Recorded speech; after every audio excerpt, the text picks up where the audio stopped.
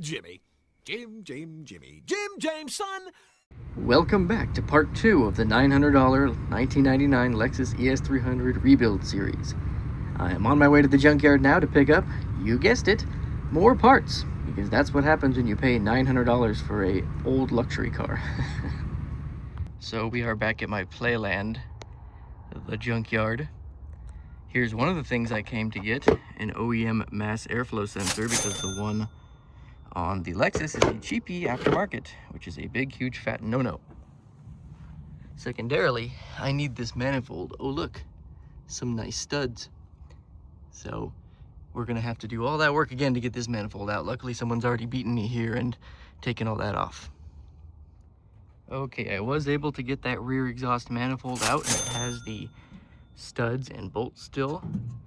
I was also able to get an oxygen sensor, an OEM mass airflow sensor, and one of these little push pins and an evap purge solenoid.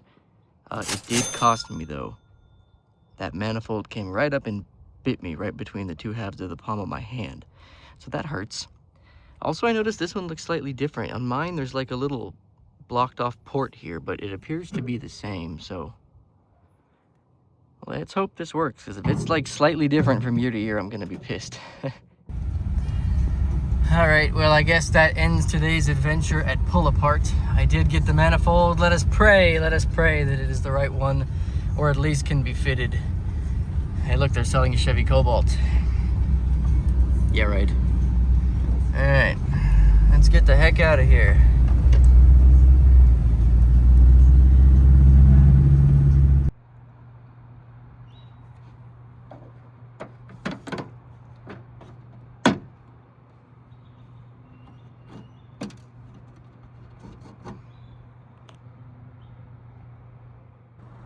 So here is the entire lower exhaust assembly removed, with the old rear manifold and the new used rear manifold.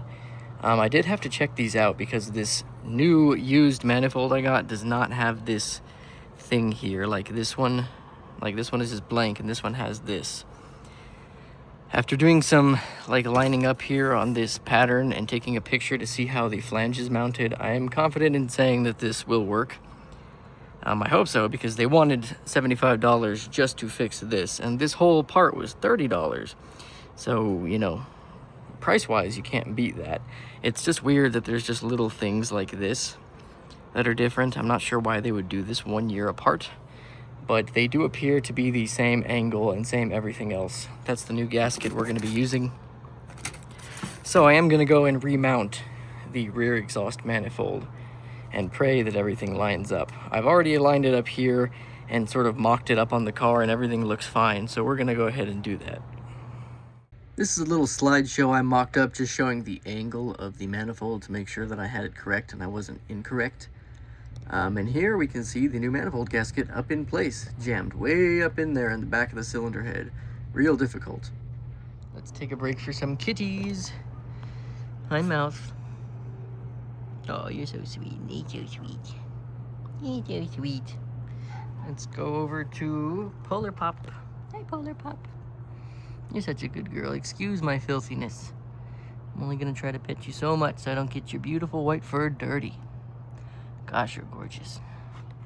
Hey, Mungus. How are those balls doing? Oh, gracious. Those are like those little things you see on people's desks that go click, clack, click, clack. Bless you.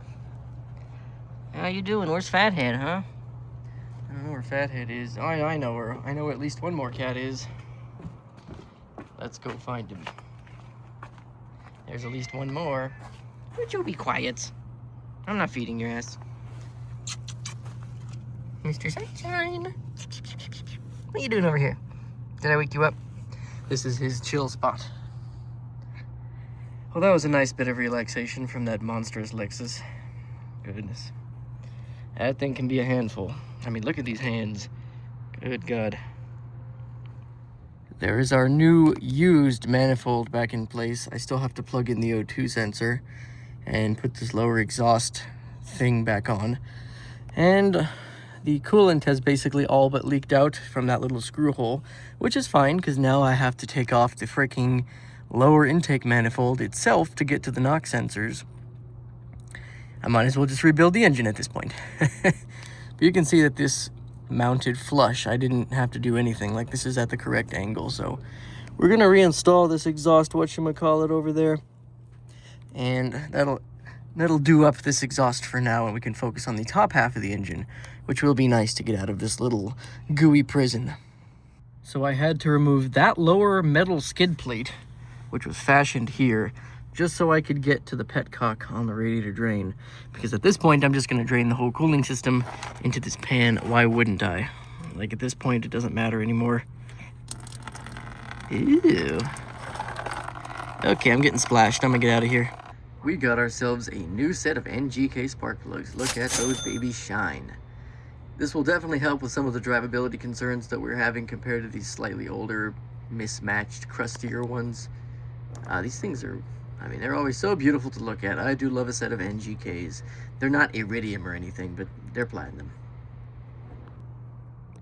The next bit of fun comes from getting this connection joint off. And if I can, possibly, without this thing dripping on me, moving that hose up and out of the engine bay, because you can see I've created a mess now that's leaking. That is a power steering hose that I'm going to replace with a brand new one. And so, yeah, I've created a mess. Where is the pan? There it is. There is our replacement hose assembly. This is the one, the high pressure hose that goes to the pump. I have a different set of O-rings for this, but yeah, that's the part that connects to the pump. And I have already removed all the brackets and such, so I should be able to just sort of move this up out of here. I'm just gonna need 2 hands for this. There is the old hose assembly. There is the new hose assembly. I'm not a big fan of it, but it's new. So there's that. This sort of just bends out that way. Has a nice little exhaust shield, or like a heat shield. I like that. This, for some reason, is pointed in the other direction. I'm not sure it matters much. But yeah, let's get that in there. There is our new hose assembly. I have the vice grips on there to firmly grasp it. Firmly grasp it! And then we will thread this new piece in here. And I already routed it to the power steering pump. So then we're gonna have to replace the reservoir to pump hose as well, and then clean up the rest of these lines. I'm gonna have to power wash this car afterwards, because I mean, it's disgusting. Okay, the lower exhaust assembly is now back in all together with new gaskets. The main power steering pressure hose is back in. Now I just have to replace this reservoir hose that kind of looks like a saxophone. Let's get this old power steering reservoir hose out of here. There it is. She's looking a little worse for wear. Let's put the new one back in. There's all of our new lines in place. That's our pump from the reservoir. That's our high pressure hose. And I even changed this hose right here that goes from the rack. So now we have a new hose to rack. I also cleaned the entire subframe in this area just so it's not so bad. I'm waiting for this axle because this one is just tortured. Look at that. So hopefully that comes in by Friday. The next thing I gotta do is stick that used pump back up in here, and that's probably one of my least favorite parts. But then we'll be able to hopefully bleed the system and put it all back together. Well, there's the power steering system all hooked back up, all the hoses, all everything ready to go. I have to clean up more of this mess from when the belt and everything else, like the axle, was leaking. But it's all back together. I think we're at level now. And we're right at about what it said we were gonna use. Yeah, that's what it said, but I'm gonna turn the steering wheel lock to lock a few more times, and then we'll get started on the engine. Now that we have the fluid filled, what we can do is put the key in the ignition to defeat the steering lock, and just turn the steering wheel lock to lock several times. This will purge any air out of the lines.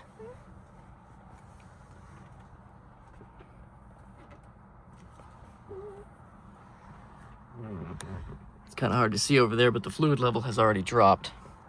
So yeah, we just got to do this about half a dozen times and then see where we're at on the level. All right, well, it's finally time to take off the valve covers, replace the gaskets, and replace the knock sensors in the harness. So that's going to be a bunch of fun. There's the new valve cover gaskets. I'll put up on screen how much those cost. And they're by Felpro, so I've used these before. They're all right. Let's get to it.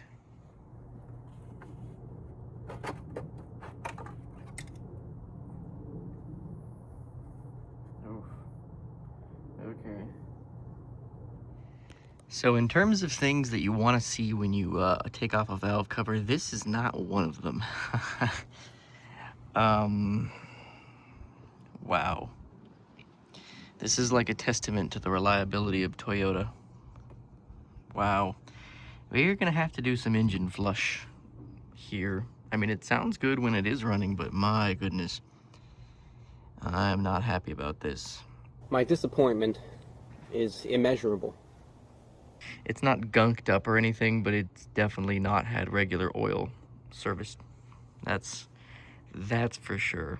So yeah, let's change the valve covers and these little rock hard gaskets, and then we will, after all of this, do an engine flush or 2 or 5, because that's gross. These seals are rock hard. You hear that? So I'm not surprised I'm gonna have to fight to get these out of here. I'm also gonna clean up this valve cover because, I mean, it's pretty grotesque. So we're gonna change these spark plug well seals, and then we're gonna change the actual valve cover gasket and clean it up, and then we will put it back on.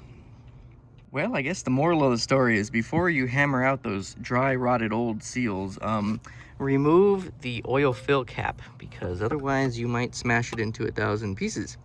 Whoopsie daisy. Oh well, it had a crack in it already anyway, so this, I mean, look at the brittleness of this plastic. Yeah, that was gonna happen anyway, so better that we replace that now. I'll just go to the junkyard and get a replacement. As you can see by the little amounts of blue sticking out, I have both the front and the rear valve cover gaskets replaced. These gaskets, or these bolts, were finger loose. Like, I was able to do this with them. I haven't tightened this down yet. But when I first came in here to take the valve cover off, the whole thing was finger loose. So I'm not sure about that. Now that I've got the valve cover gaskets replaced and I'm gonna cinch those down, the next thing we have to do is take off the lower intake manifold, the fuel rail with the injectors, and also the thermostat housing.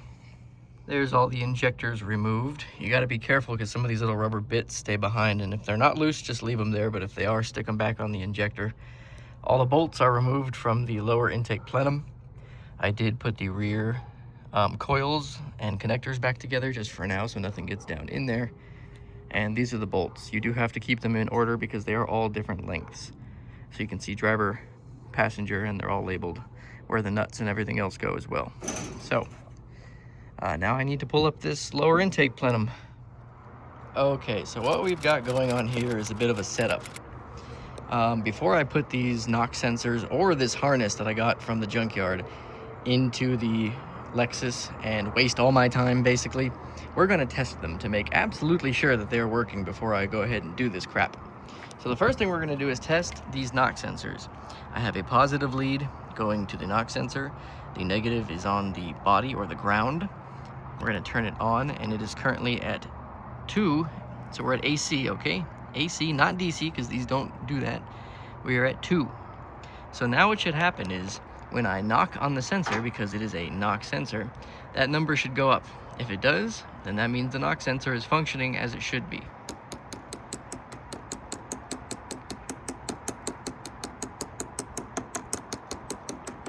You see that? So we can now verify that that knock sensor is functioning properly. Okay, now we're moving on to the second knock sensor. I've taped it down a little more securely to like sort of show you my process here. You can see this is the voltage. We're on AC still. So when we begin to knock, the voltage will go up. So there you go. It has verified that it is working. Now we need to verify continuity in this harness, this used harness. We're gonna check each wire, because there's a single wire per knock sensor. We're gonna verify that each wire is getting continuity. So how we're gonna verify continuity on this harness is by going to the continuity setting on the voltmeter, attaching one of the prongs to the wire, and then this corresponding pin right here should make a beep. That will say that we have continuity. As you can hear, we have continuity. Now we have to do the same on the other wire. All right, we are hooked up to the other wire. That means this pin should now have continuity. And we do. So we have verified that the harness has continuity. It is good. Both of the knock sensors are good. We can safely put this into the car and erase the problem of the knock sensors. There is our plenum off, lower intake plenum. This is beginning to look a bit like open heart surgery, and it might as well be. I have clogged all the ports with paper towels because I don't want anything going down in there. And what do we see? Well, we see a house of mouse. A house of mouse. Yeah, looks like some Mises have been chewing things to pieces. I wonder what happened to the wiring harness that used to be here. Wow, that is crispy. It's a good thing I ended up getting a whole new wiring harness. Yeah, the one I got from the junkyard ended up turning to dust when I picked it up for a second time, so I just bought a whole new wiring harness. And yes, we checked continuity. We will be checking continuity on this harness as well. Hey, Mouse. What are you doing, sweetie? Hi. My little helper Mouth has arrived to make the bad times all good. So yeah, I'm going to remove this bypass tube and we're gonna try to vacuum out that house of mouse.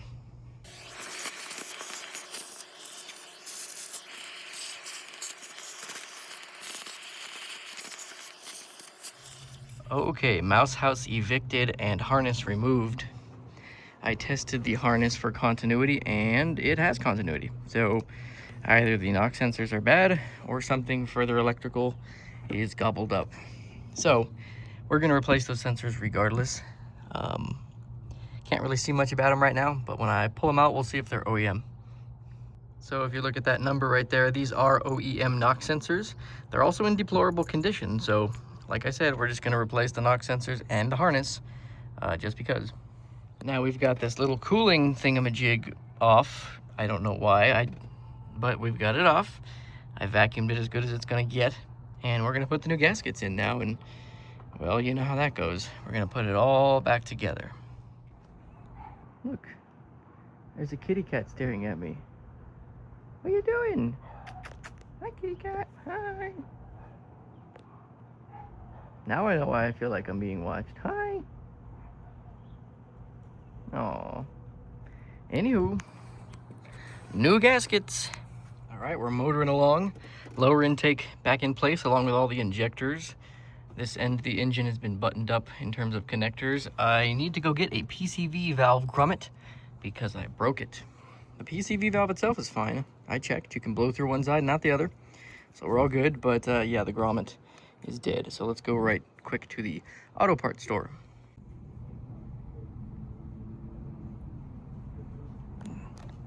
The last melon. The last melon. So I have the intake back on now. Starting to lose my voice a little. We need to change this valve, this little solenoid, because I did break it while removing it. We have a replacement.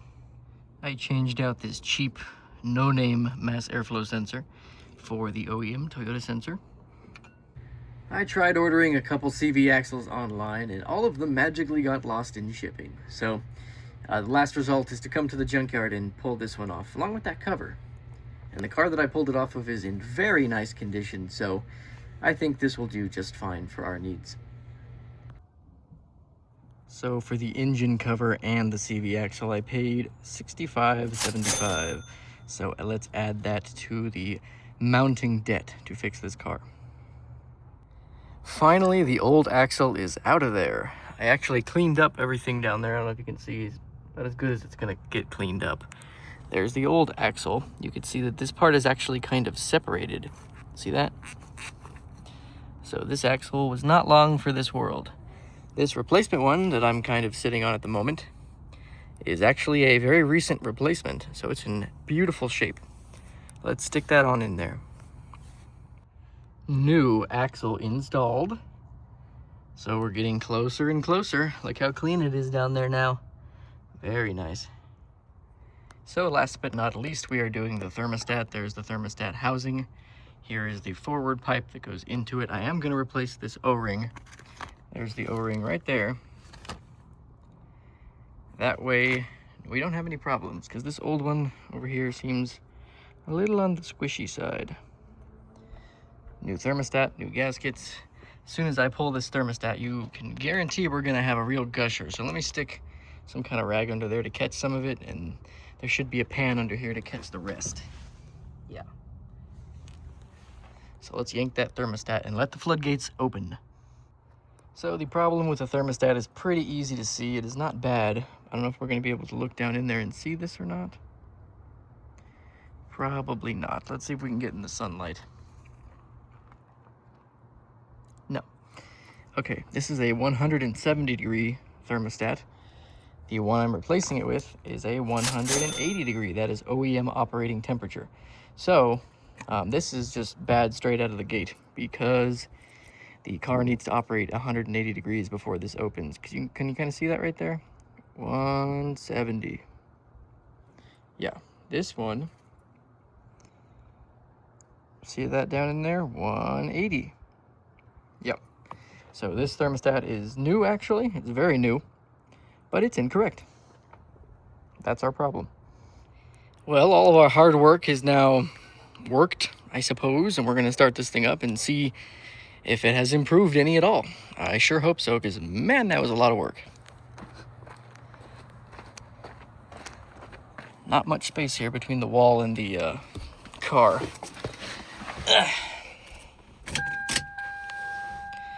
One thing I gotta do is turn the AC off, turn the fan up, and turn the heater on. So, yes. So hot. That's how we like it. Okay, let's start it up. That didn't sound very good, that's for sure. Well, it's idling better.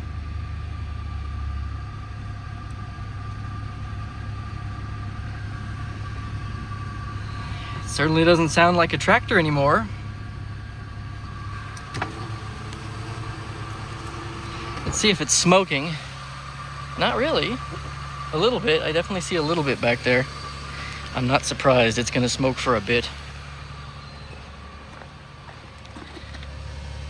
But nothing like I expected.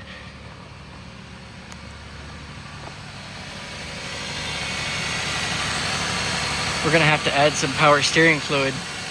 But so far it sounds pretty good. Let me add some fluid. Real quick before I do anything else, I decided to check the dipstick, and we had about 2 quarts of oil in this engine. Probably not what you want to see. So we're going to do an oil change. We're not going to add anything. Filter, oil, let's go. So she's been sitting here running for about 35 minutes or so, and it runs okay.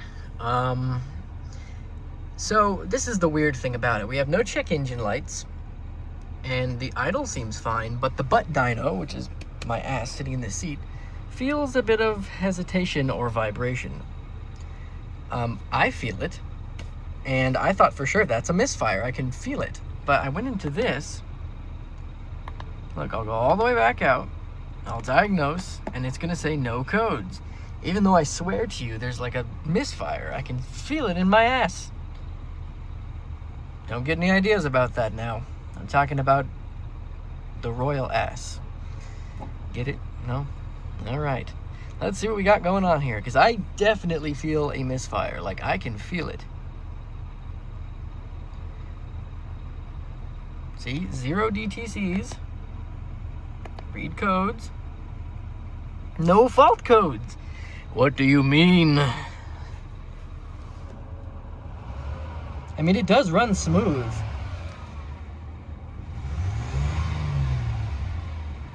I'll let you hear it. Maybe you'll hear it, right? Maybe I'm insane. Maybe this has driven me insane. Woo!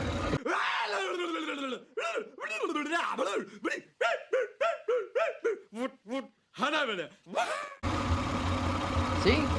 You can kind of hear it. Listen.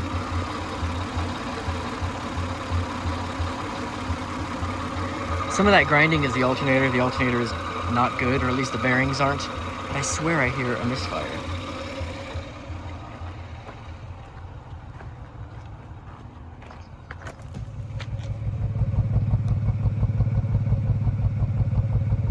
doesn't smoke or anything, but I swear I hear it.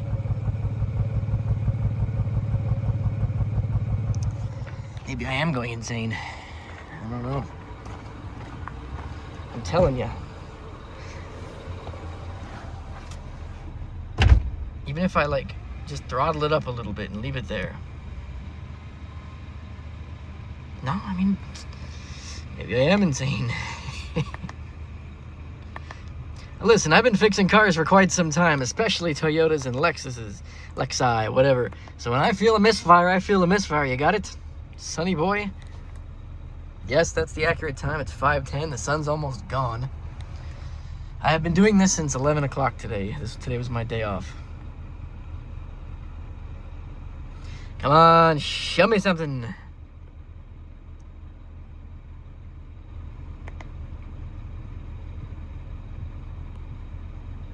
No codes. Nothing. Why? I swear I feel it. Well, I feel vindicated. I'm not insane, but now we have a problem. If you change the coil, and you change the plug, and you change the injector, there's not much else left that could be causing this. I'm going to have to do a compression test and also check the wiring to make sure we're getting spark to the cylinder.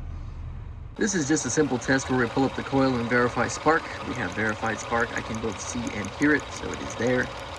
This next test, I have homemade a Noid light to check for injector pulse at the injector connector, making sure that the ECM is working, and as you can see by the flashes, there is injector pulse.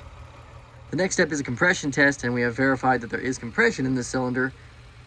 This compression tester is a little worn out, but it's verifying compression. You'll see in this clip right here that cylinder 5 does not have a misfire, and it has the same amount of compression, so we know that is okay. And the final test here is the paper towel test, where we put up a piece of paper towel behind the exhaust. If it blows it out, then it's fine. If it begins to suck it back into the exhaust, then this is a nail in the coffin test, verifying that unfortunately we do have a bad exhaust valve or two. So yeah, let's go forward in time a little bit. Well, after putting the car all back together, starting it up and letting it run, you saw that the vehicle still had a misfire on cylinder 6. That is the one and only code that came back. Misfire cylinder 6. I went through a series of diagnostic, including checking for signal, 12-volt reference, ground at the ignition coil, replacing the ignition coil, replacing the spark plug, replacing the injector, checking for pulse at the injector, checking compression, and our final diagnostic was the paper towel test, where I put it on the exhaust and see if it sucks it back in. Basically, if you're mechanically inclined, that you know that when you put a paper towel on the exhaust, it should blow it outward only. If it blows it out and then sucks it right back in, you have a bad exhaust valve inside the engine, which is what this vehicle has on cylinder 6. A bad exhaust valve, or 2. There are 4 valves per cylinder in this vehicle. 2 intake, 2 exhaust. So, that's not the news I wanted to hear. After dumping this much time and, I'll be honest, money into this car. I have probably at least $500 into it right now. But nobody's going to buy a car that runs on 5 cylinders, or if they do, that's crazy. You're certainly not going to get any money for it when you do go to sell it, and it just makes it unpleasant to drive with that big check engine light blinking all the time. So, I got to go to Tucson on Thursday for some work. When I get back, by the time I get back, I'll make the decision whether or not I am going to remove the entire cylinder head off the front bank of the engine. It's going to be a nightmare. I have to undo everything that I just did, the intake, gaskets. Trust me, I'm not looking forward to it. But I don't like to see a car project go unfinished, so we'll see. We'll see. We will see what I'm going to do. Oh well, these kind of things happen when you buy cars of this nature. So, yeah, I bought it knowing there was problems, and unfortunately I have to fix those problems. But thank you guys for watching. As always, I appreciate it, and maybe I will see you in part 3 of this car. Maybe. I'm not sure. But anyway, like I said, thank you for watching. Bye.